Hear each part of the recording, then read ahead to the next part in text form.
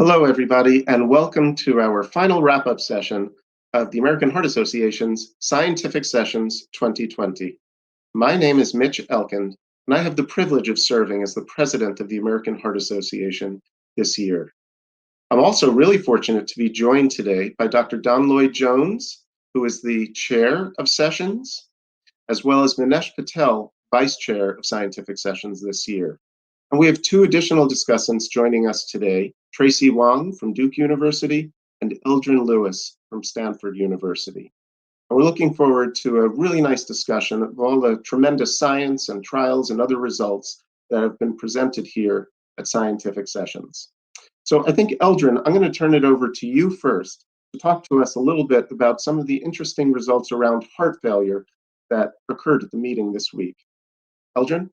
Thank you very much, Mitch. I was impressed by the number of really groundbreaking science presented in the late-breaking science during these sessions. I'm going to go over 5 trials that I think have major implications for how we manage our patients with heart failure and with comorbid conditions leading up to that.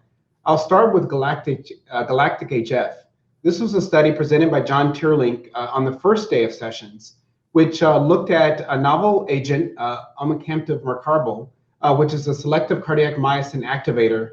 They're calling it a myotrope. It's an entire different class where it specifically targets the cardiac myosin to improve cardiac function.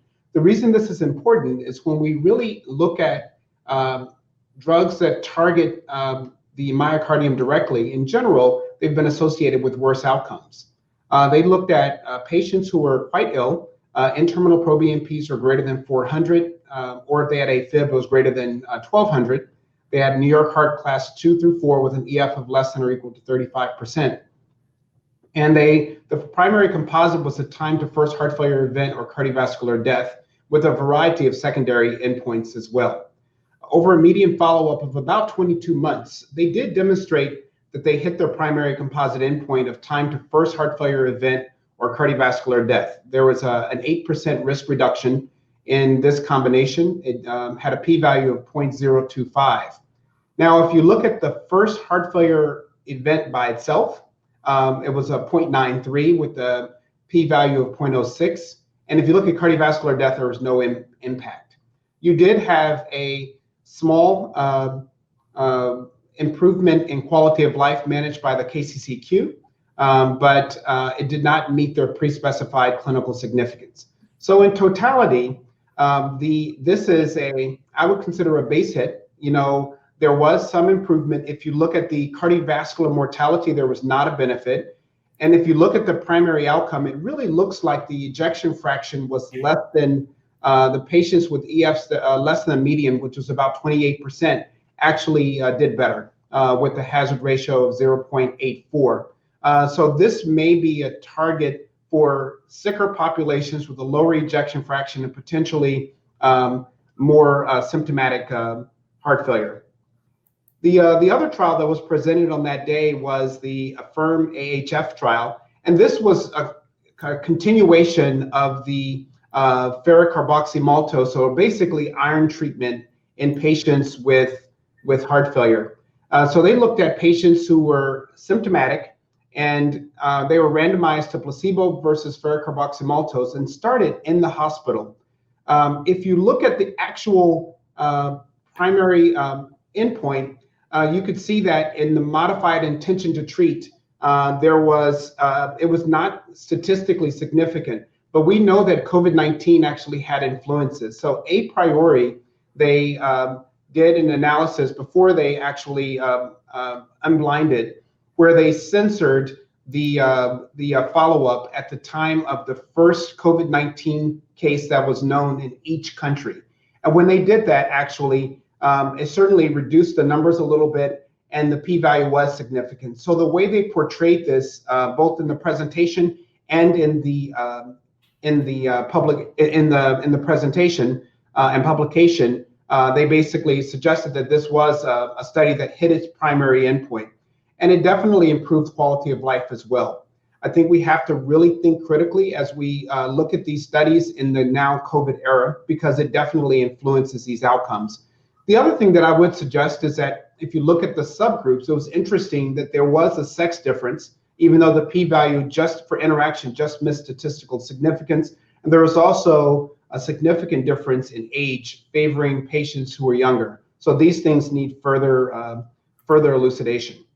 The third trial that I would like to talk about is the INVESTED study. And this study just was presented today. It actually looked at patients with a variety of conditions, but 67% of the patients had heart failure, and they had other severe medical illnesses, and were randomized to the high dose versus the standard dose influenza vaccine. They basically this trial was stopped early. It was an NIH-sponsored trial, and it was stopped early for futility. They didn't have as many people enrolled, and they also didn't have as many events. But the hazard ratio was 1.06 for the primary endpoint of total hospitalizations for cardiovascular conditions and death.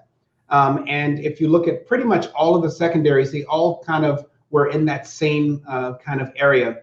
The interesting thing is you had very few people who had influenza or pneumonia related hospitalizations. So it's hard to really make much in terms of whether or not high dose versus low dose is more effective.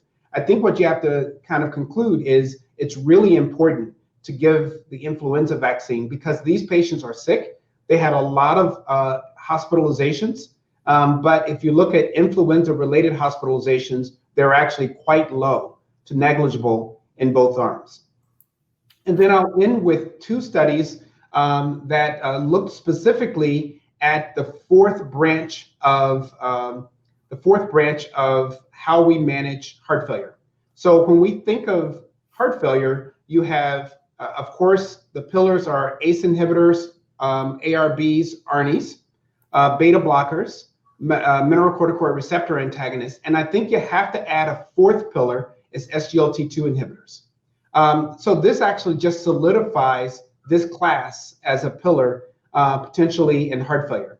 So there were two studies. The first one is the SOLOIST study, and this study actually looked at sotagliflozin, which is an SGLT1 and SGLT2 inhibitor. The SGLT1 inhibitor is a primary transporter for absorption of glucose and galactose in the GI tract, and it potentially has effects on atherosclerotic risk. And we know about the SGLT2 inhibitors, which are expressed in the kidneys where it's reabsorbed, where it reabsorbs 90% of filtered glucose, and it looks to work independent of insulin.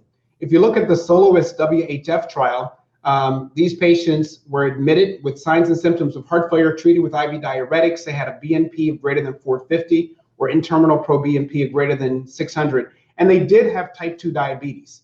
And if you look at the primary efficacy endpoint of total cardiovascular death, heart failure hospitalizations and urgent heart failure visits, there was a 33% risk reduction, which was statistically significant, with a remarkable number needed to treat of 4. If you look at the total heart failure hospitalizations and urgent heart failure visits, this was significantly reduced as well. However, cardiovascular death alone was not. It trended in the right direction of 0.84, but did not meet statistical significance. And if you look at the other study, it was actually the SCORED study. And in this study, they specifically looked at type 2 diabetes with A1Cs of greater than or equal to 7%, with concomitant chronic kidney disease defined as an eGFR of 25 to 60 with known cardiovascular risk factors. SGLT2 inhibitors were excluded, of course, and they were randomized to sotagliflozin versus placebo. And once again, if you look at the actual outcomes, there was significant risk reductions in the primary outcome in these patients.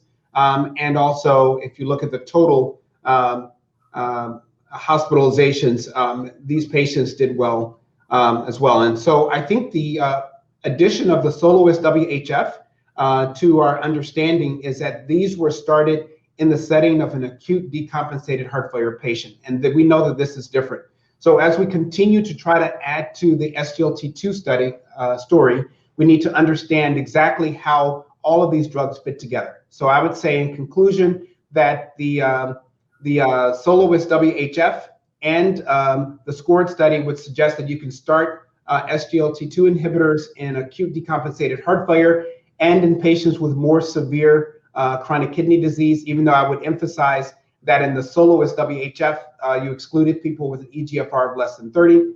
If you look at galactic HF, probably not for everyone, but you could identify a sicker population, possibly with a lower ejection fraction, where there may be a benefit there. And then if you look at a firm AHF, consider treatment of iron deficiency to try to improve outcomes. And at this point, high dose versus standard dose influenza vaccine, at this point, just make sure you get your patients vaccinated. Thank you very much, Mitch. Thank you, Eldrin, for that terrific summary of the heart failure trials presented here at sessions this week. Now I'd like to turn it over to Don and Manesh to talk to us a bit about some of the interventional trials, the antiplatelet trials, and prevention trials that we've seen this week as well. Well, thank you so much, Dr. Elkind. And I want to say again, just what a pleasure it was to see the presidential session and your amazing presidential address. Thank you for your leadership, and really, I think that came throughout the meetings this year. I'm joined, as you know, by our Vice Chair, Dr. Manesh Patel, who has worked just tirelessly to make these meetings come to fruition. Manesh, personal feeling, I think it really couldn't have gone better. How do you feel about it? Yeah, it's one of those things where you plan a lot, but you're always a little nervous before it happens, especially in a year when there's been so much tragedy and we're trying to still share science. So I was really pleased with the ability and the interaction, and hopefully people got some of that as they were at the sessions virtually. Yeah, I agree. And good news is that if they missed any sessions, they're available with your registration through January 4th of 2021. But of course, the thing that we all get really excited about is the late-breaking science. So I think you and I are going to cover two of the really important areas, sort of coronary and antithrombotic areas, and prevention as well. So let me start by asking you, I saw, I think, 4 trials in particular that are of interest in the areas of coronary and antithrombotics. And I'll list them briefly and then talk to you a little bit about each of them. So certainly the Alpheus trial, the short DAPT trial, so both of those thinking about management after stenting. Then the really interesting HARP study looking at Minoka patients. And finally, the RIVER trial looking at antithrombotics in patients with bioprosthetic mitral valves and atrial fibrillation. So take us through Alpheus and the short DAPT trial, if you would. I think those were really potentially important trials. I think very important, and continue, Don, I'd say, in a version of us understanding how much antiplatelet activity do we need post-angioplasty. And I'll start with Alpheus, which answered actually, or tried to answer a really important question, which is in elective angioplasty, we know in ACS more antiplatelet therapy, certainly with ticagrelor or prasugrel, has been demonstrated to be beneficial over clopidogrel. But it's important to recognize that clopidogrel is the mainstay in elective angioplasty, which is still 30 to 50% of angioplasty worldwide. And in the Alpheus trial, they randomized patients to ticagrelor versus clopidogrel in patients undergoing elective angioplasty and demonstrated really no significant change in those, what I'll say, hard efficacy endpoints of myocardial infarction. Small numbers, so stent thrombosis long-term is not known, but certainly no immediate difference. So I think as we heard from our discussants, clopidogrel is still the mainstay for elective PCI. And then short DAPT, in a long stretch of studies where we've now started to say, how short can we be? Again, drug-eluting stent patients, unfortunately not the same drug-eluting stent in both arms, so that's a conversation that I think people are having, but showed that, again, short DAPT didn't lead to a difference in efficacy outcomes with, again, similar 1-month DAPT seemed to have similar outcomes. We would have loved to have seen a 6-month arm or a 12-month arm, but I think, again, adds to some comfort people have in stopping DAPT. So I think those are pretty good take-homes for me. As an interventionalist in our practice, many patients want to stop DAPT for a lot of other procedural other reasons, and electively we're taking care of them. So we know we should be treating them with clopidogrel, and we can probably stop it a month after that if they're high-risk bleeding patients. Yeah. What do you think of those really interesting results, systematically taking women with Minoka and taking a deeper dive to try to get to a diagnosis? It's fascinating and really important work, again, AHA-funded work. And I think it's important to recognize these are the kinds of things the American Heart Association certainly does. And we've known for some time that when we look at registry data sets, that women represent a large portion of the patients who have a myocardial infarction without obstructive coronary disease, sometimes 10, 15% of some of those registries. And so what Harmony Reynolds and other investigators did was really carefully take those patients and do OCT, do cardiac MRI, and actually better understand those patients. And when we did that, about four out of 5 of those patients, you could find atherosclerosis. So you should be treating them with the things you're used to. And then the others, might have myocarditis or some other underlying diagnosis that we'd have to care for. Yeah, really important. We can't blow this off, right? Just because they don't seem to have obstructive coronary artery disease, the majority of them, the vast majority, do have atherosclerosis. They need the full cocktail. They need their aspirin. Maybe combine it with DAPT for a limited time. Certainly get them on a statin. Treat them like they have atherosclerosis, unless you've shown otherwise that it is myocarditis or perhaps Takotsubo. I think it'll make us be much more vigilant about the things we do. It's difficult, as I've said, to get yourself to put a device down a vessel that looks normal to you. And so it goes against some of your instincts. So putting an OCT down all three vessels or doing an IFR, FFR, these are things we're, as an interventional community, getting more used to doing. So the RIVER trial, now switching a little bit, we've got DOACs. Can we use them in place of warfarin in patients with bioprosthetic mitral valves and atrial fibrillation? Yeah, important to recognize that, all four of the new, or now not new, 10 years old DOACs have been studied in patients that were felt to be non-valvular, in the term that they were non-rheumatic heart disease. And in that included people that did not have, unfortunately, prosthetic mitral valves. So RIVER took about 49 such sites in Brazil, took about 1,000 patients and randomized them to dose-adjusted warfarin versus again, rivaroxaban, and found that rivaroxaban was non-inferior for the reduction of stroke, and looked to have some improvements in some of the other thrombotic events. So certainly gives us comfort in thinking about these agents, and certainly rivaroxaban in the mitral position where there was a prosthetic valve. Yeah, terrific. Lots going on in the prevention. The interesting stuff on the prevention side. I think that, we've gone sort of the spectrum. I did interventional. Maybe we'll think about the prevention. Lots of great things. And maybe I'll start you with maybe one of the most controversial spaces we have, and I'll go through them. There's sort of the fish oil studies. There's two, strength and OMEMI. And I think it'd be interesting to see what you think of that. Polypill, something that's talked about a lot, about how do we help with population management. And then I'll end on what I know is one of the trials that's getting a lot of interest from people, the N of 1 Samson trial. So maybe start us off with fish oil. What's the story with, I'll say, omega-3s, DHE, EPA? What's the story there? Yeah, it's a story that just won't die, will it? So, so as you pointed out, we actually had 3 trials, large trials on fish oil these sessions. I'll focus on strength and OMEMI. Strength, a trial of a DHA-EPA combo pill in patients, largely patients who already have coronary artery disease. Null trial, stopped for futility, no benefits observed. I'll come back to this. Interesting increase in atrial fibrillation noted. The OMEMI trial, an older population, 72 to 85 years old in Scandinavia. Again, a combo EPA-DHA pill, no benefit. So how do we put this in the context of the really exciting REDUCE-IT trial that was presented a couple of years ago? And people are asking a lot of questions. Well, both strength and OMEMI used a corn oil placebo. Persistent questions about the mineral oil placebo that was used in REDUCE-IT, which did raise CRP levels, it did raise LDL. Did the Vascepa used in the REDUCE-IT trial look better because the placebo made people worse? We don't know, and I think it's going to be a persistent question. Is it something about high-dose icosapent ethyl, pure EPA essentially, that is important and different in preventing atherosclerosis? Could be true, some mechanistic and biological plausibility to underlie that, and particularly at the high dose. Then we've got this AF signal, really potentially worrisome. Does that offset some of the potential benefit? I think what we need in the fish oil space is another trial looking at high dose icosapent ethyl, using a corn oil placebo, and ideally with a third arm that contains a DHA-EPA combo pill, so we can understand just what's going on here clinically and start to answer these questions.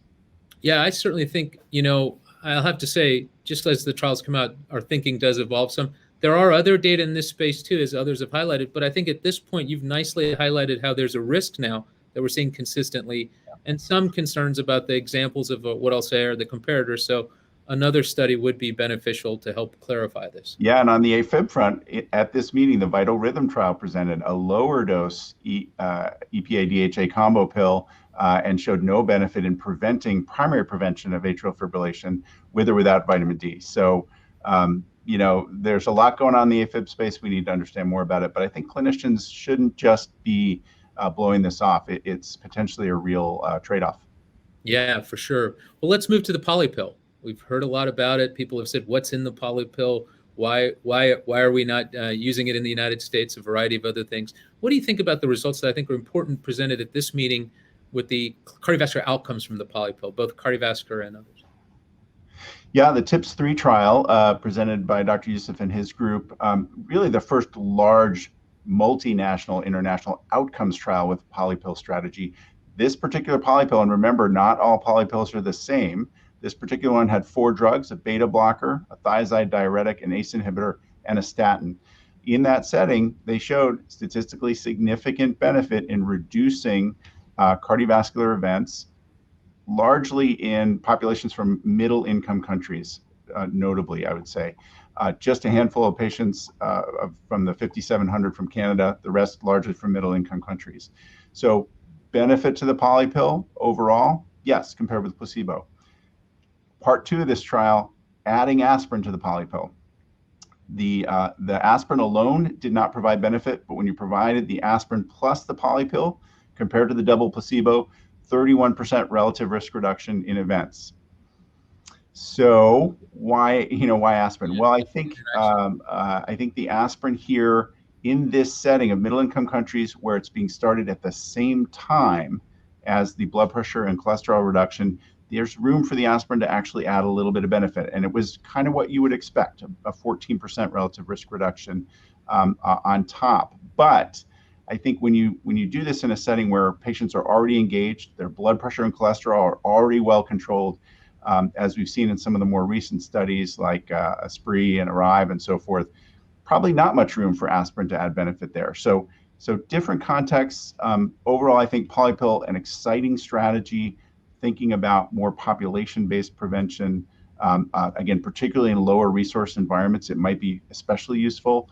The aspirin, I think, is a conversation. I wouldn't put it inside the polypill. I think you got to individualize that decision. Yeah, I think it makes a lot of sense. And again, starts with what's the patient or the population's risk and what's your opportunity. The lower that risk, the harder it is to demonstrate a benefit. It certainly speaks again to resource settings and what the care is for the population. All right, I'll end with Samson.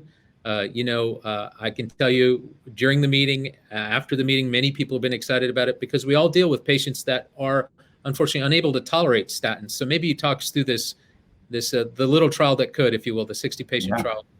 Yeah, my favorite one, as you know, only a 60-patient trial, but well designed. And so it really does answer an important clinical question for us in an important way. As you said, we all struggle with statin intolerance, and how much of this is real. Well, I think prior studies up to now have suggested to us that, maybe about 5 to 10% of patients most commonly have myalgias as a side effect. You can do these N of 1 trials clinically to try to see if the myalgias are there without the statin as well. But we've kind of been stuck to understand, just what's underlying these symptoms. Brilliantly designed study, 60 patients who had abandoned statins because of side effects and randomized them to 4 months of statin, 4 months of a placebo, inert, and 4 months of an empty pill bottle. And the order of, you got 1 month at a time, the order was fully randomized, and the patients provided a symptom score for every single day of the trial for a year. So they were providing a symptom score regardless of whether they were taking no pill, a placebo, or statin. And of course, they didn't know whether they were getting placebo or statin. Interestingly, some symptoms when you're taking no pill, about an 8 out of 100 score. When you're taking the statin, about a 16 out of 100 score. Clearly, yes, these patients who have had symptoms on statin before had symptoms on statin again. But notably, taking a placebo, the score was 15. So they estimated that 90% of the symptom increase was associated just with taking a tablet. Didn't matter what was in the tablet, it was just taking the tablet and not specifically related to the statin. So, I think this is telling us that, patients aren't making these symptoms up. They're very real. But, the association of having to take a tablet to treat something really creates and enhances the understanding and the feeling, the sensation of those symptoms, more so than the actual chemical composition of the statin. And I think very important, neat part of this trial is they presented the individual data back to the participant at the end of the trial to show them that their symptoms correlated more with taking any pill than they did with taking the statin. half of those 60 patients resumed their statin happily at that point. Really, really neat kind of design and instantaneous feedback. Wonderful. Yeah, I think really important, and will certainly, even though we can't all conduct N of 1 trials, it'll certainly help us have those conversations with our patients and make it so that we can say, for sure, people are having symptoms, but how many of them symptoms are by what's in the tablet versus the active take in the tablet? Really a critical finding, which we all kind of know at some level, but it's really great to have the data to share with patients. That nocebo effect, and Yeah. the nocebo effect, I think lots more conversations to come. And should we do this kind of trial with some antihypertensive drugs and some other drugs, I think probably likely to see those coming. We certainly saw some of those effects in the resistant hypertension studies where we did the sham procedures and saw blood pressures change too. So really informative. Again, a great session. It's been a pleasure working on it with you. Thanks again for those of you watching. We're going to kick it back to Mitch to hear a little bit more about the scientific sessions. Well, thank you, Don and Manesh, for that terrific summary. What I'd like to talk about a little bit now are some of the stroke-related trials and other organs that are affected, like the kidneys. So let me start just by talking about the Thales trial that was presented here this week. In the world of stroke, dual antiplatelet therapy has a slightly different reputation than it does in cardiac disease. We know, for example, that in some of the larger trials that were done initially, dual antiplatelet therapy for long-term prevention in stroke patients didn't show any benefit, and in fact was associated, not surprisingly, with an increased risk of bleeding. And that may reflect the fact that stroke patients tend to be, on average, about 10 years older than cardiac ischemia patients, and they have a higher risk of bleeding as well as other comorbidities.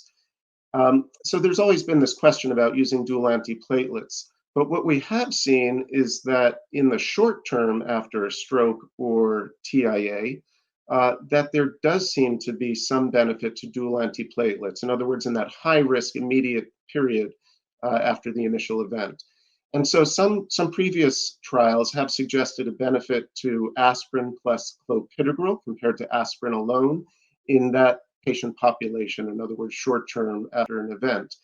And the Thales trial that was presented this week shows some additional results related to that. So the full Thales trial was presented earlier this year, but what was presented here was a sub-analysis of Thales showing that in patients with atherosclerotic disease as the cause of their stroke or TIA, specifically ipsilateral stenosis of the vessel leading to that part of the brain, that the addition of ticagrelor to aspirin was of benefit in reducing the risk of events. And this was over a 30-day treatment period.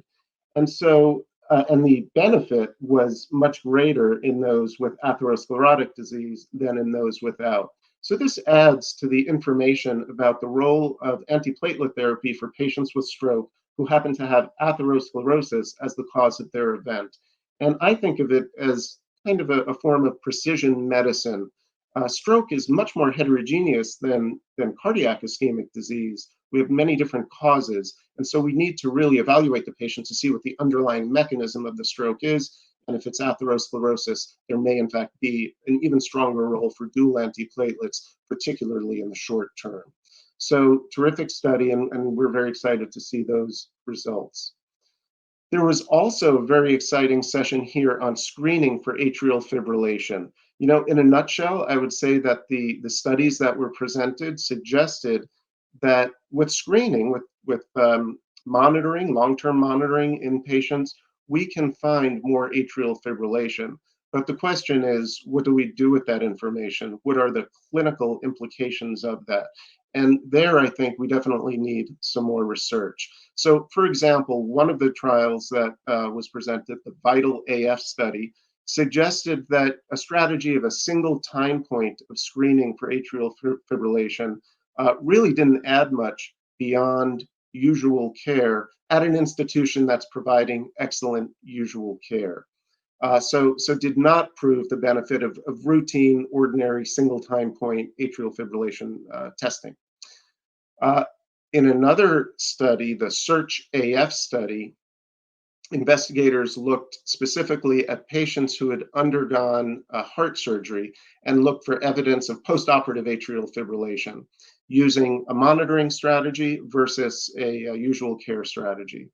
Not surprisingly, when patients were monitored intensively, there was a much higher burden of atrial fibrillation detected. Clinical implications, again, not entirely clear. It wasn't clear what the clinical manifestations were or whether patients needed to be treated with anticoagulants to prevent stroke, for example. So open questions there.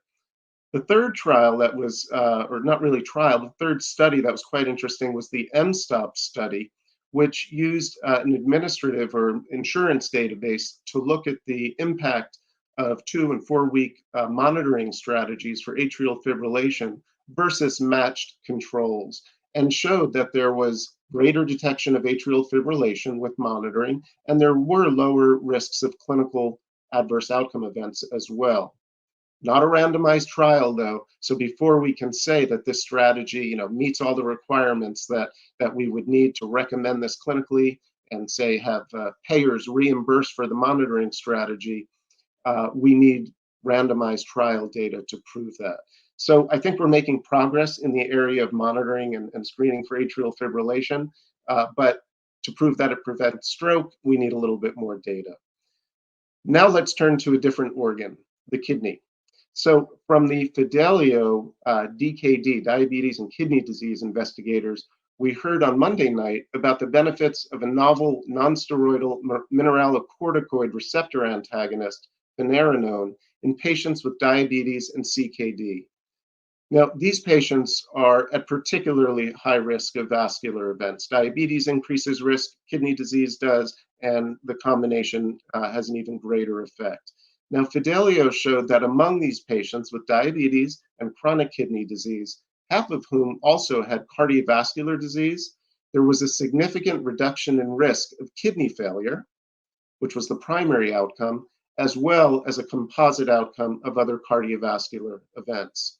Now, notably, the benefits were present for people with cardiovascular disease as well as those without prior cardiovascular disease.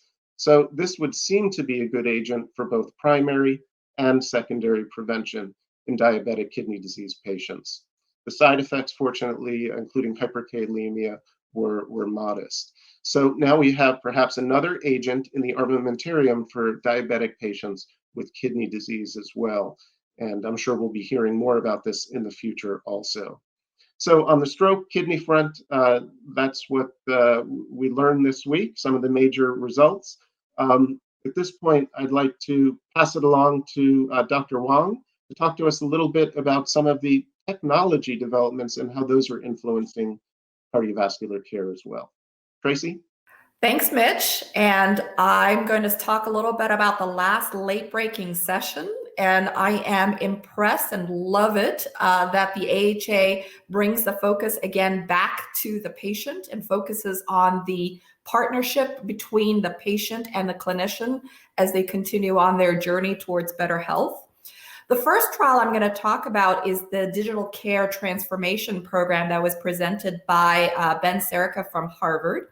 This was a program that enrolled about 5,000 patients with uncontrolled high blood pressure or hyperlipidemia and enrolled them into this remote care program using a digital algorithm to try to identify treatment opportunities, and used a collaborative pharmacist prescription type of relationship to drive not only initiation of therapies, but also intensification of therapies. And there were some novel ways of communicating with patients so that none of this required in-person visits. So patients, for example, had digitally connected blood pressure cuffs that they could use at home.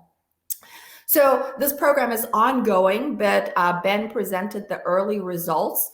While this is not randomized, what we're seeing here is actually pretty significant improvements, both in the utilization of effective therapies, but also in measured blood pressures. We were seeing at least a 6-point reduction in blood pressure, and LDL levels. We're seeing at least a 20-point improvement in LDL, and even higher in those who've gotten to the maintenance phase of the program. So I think this program really nicely provides a model for expanding remote healthcare delivery to try to increase access to care. And especially in the COVID era, and hopefully the soon to be post-COVID era, where we have this increasing enthusiasm for virtual health interactions, this program will be a model for many of us. The second trial I'd like to talk about is the EPIC Heart Failure Program. And this was a trial that was presented by Larry Allen from the University of Colorado. And this tested a direct-to-patient communication in the hopes that we can get patients activated so that they can really enthusiastically participate in some of the shared decision-making that allows us to improve evidence-based medication use. So this is an intervention that a few days before an upcoming clinic visit would involve the patients viewing a short video, and the video would explain to the patient why guideline-directed medical therapy needed to be intensified, why there's inertia sometimes and how these therapies are deployed, and how patients can really be more involved in their care. So this was a randomized clinical trial, involved almost 300 patients with systolic heart failure.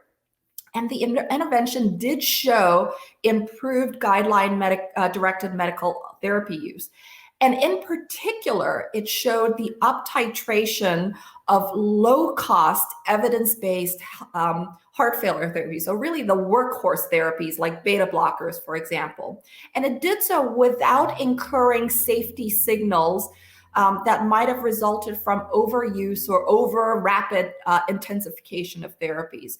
So here, this intervention improved guideline-directed medical therapies by almost 20%.